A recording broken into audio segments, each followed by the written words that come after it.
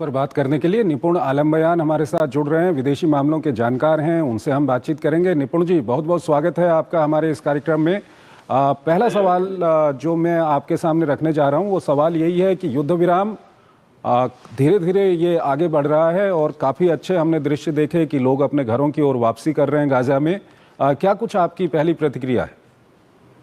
नहीं, देखिए, निश्चित रूप से भारत तो हमेशा ही शांति का पक्षधर रहा है और भारत तो पहले से ही कहा कि युद्ध से पहले भी लोग शांति की बात हो सकती थी और युद्ध के बाद भी शांति से बैठकर ही बात होती है, बैठकर ही शांति की जाती है। तो अंततः शांति ही एक विकल्प होता है, शांति पर ही सबको लौट कर आना होता है। कितना हम लोग पहला विश्व युद्ध देख लें, द्वितीय विश्व युद्ध देख लें, कभी भी आप देख लें, बाद में बैठ के बातें होती ही है। अब बात है कि शांति की पहल की भी जाए और होनी भी चाहिए थी, लेकिन जैसे हम देख रहे हैं कि बीच बीच में पहले चरण में ही हिचकोले थोड़ा खाने लगा है शांति वार्ता। हम देखते हैं कि 2 दिन के लिए रोक दिया गया था, टाल दिया गया था और कहा गया था भी एक महिला जो इजरायली बंधक बनाई गई थी हमास के द्वारा, उसको छोड़ने को लेकर मना करने लगा था हमास कि हम नहीं छोड़ेंगे। जब बाद में हुआ कि हम आपको अगर छोड़ेंगे नहीं तो हम जो गाजा, नॉर्थ गाजा और सदर्न गाजा का जो आने वाले लोग हैं, जो विस्थापित वहां वापस आने वाले लोग हैं, उनको इजराइल आने नहीं देगा जी। तो जब जारिम की जब बात हुई कि उसको हम लोग ब्लॉक कर देंगे, वापस नहीं आने देंगे, उसके ऊपर हमास ने कहा कि हम उनको छोड़ देंगे।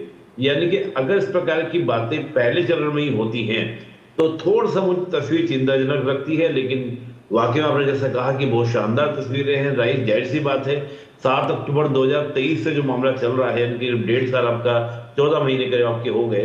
अब 14-15 महीने कोई घटना उनकी हो जाती है इतने साल से, यानी कि 1.5 साल 1.25 साल आपके बंधक वहां पर रहे, तो उन बंधकों के ऊपर क्या बीती होगी जब उनको रिहा किया जा रहा होगा।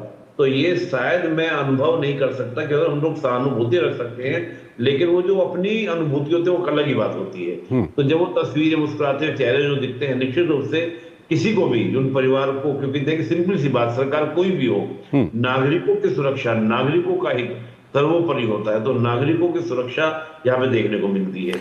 निपुण जी, देखिए जी निपुण जी, यहाँ पर एक सवाल ये भी आता है कि जब युद्ध विराम आगे को बढ़ेगा तो इसके अंतिम चरण में कहीं न कहीं ये बातचीत थी कि गाजा के पुनर्निर्माण को लेकर के बातचीत होगी, लेकिन इस सब के बीच अमेरिकी राष्ट्रपति का एक बयान आता है डोनाल्ड ट्रंप का, जिसमें वो कहते हैं कि गाजा को साफ करना चाहिए, गाजा के लोगों को दूसरे देशों में जाना चाहिए। ये इसके बाद जिस तरह का एक तनाव वहाँ पर अरब देशों में, गुस्सा भी है काफ़ी कुछ, इसको आप किस तरह से क्या कुछ कहना चाहेंगे?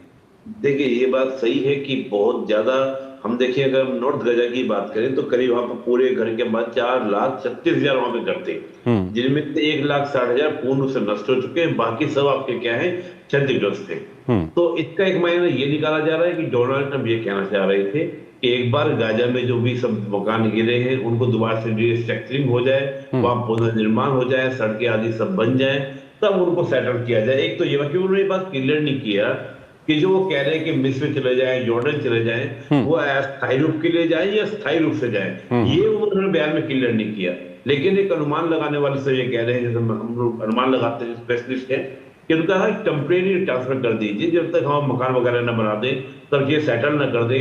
अब आप तो गए हैं, अभी मैं एक पढ़ रहा था, एक फिलिस्तीन का स्टेटमेंट है फिलिस्तीन नागरिक का, कि हम साउथ में भी कह रहे थे टेंट में रह रहे थे, यहाँ आकर भी हम कह रहे हैं टेंट में रह रहे हैं। तो जो हमें खुशी थी कि हम नॉर्दर्न गाजा में जाएंगे, हमें अपना घर मिल जाएगा, वो ऐसा कुछ भी नहीं है, बल्कि हमको तो सफाइयां करनी पड़ रही है लगभग। तो उनके तो बराबर स्थिति हुई। तो यहाँ पे बात यानी कि निपुण जी, कहीं ना कहीं जो प्रेसिडेंट ट्रंप का बयान है उसको कंस्ट्रक्टिव वे में लेना चाहिए। क्या कुछ वो कह रहे थे? क्योंकि ये जो बयान है इसको अरब कंट्रीज में किस तरह से लिया गया या इसको किस तरह से एक्सप्लेन किया जा रहा है, ये काफी महत्वपूर्ण है।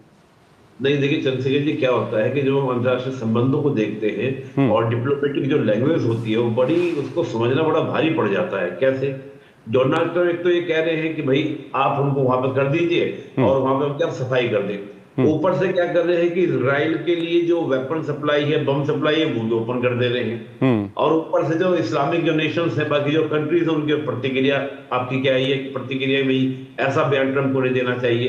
तो यहाँ पे दोनों ही मायने निकल सकते हैं कि हो सकता है कि कहीं ना कहीं डोनाल्ड ट्रंप को ये लग रहा हो कि देखिए डोनाल्ड ट्रंप का रवैया प्रो इजरायली है।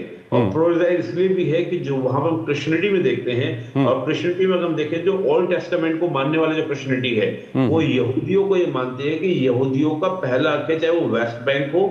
और बाइबल में यानी कि जो ओल्ड टेस्टामेंट उसमें लिखा है कि जो वेस्ट बैंक है वो पूर्ण रूप से इजराइलियों का है, और गाजा वो सॉरी यहूदियों का है। और जो गाजा है, गाजा पर भी कंट्रोल यहूदी को होना चाहिए।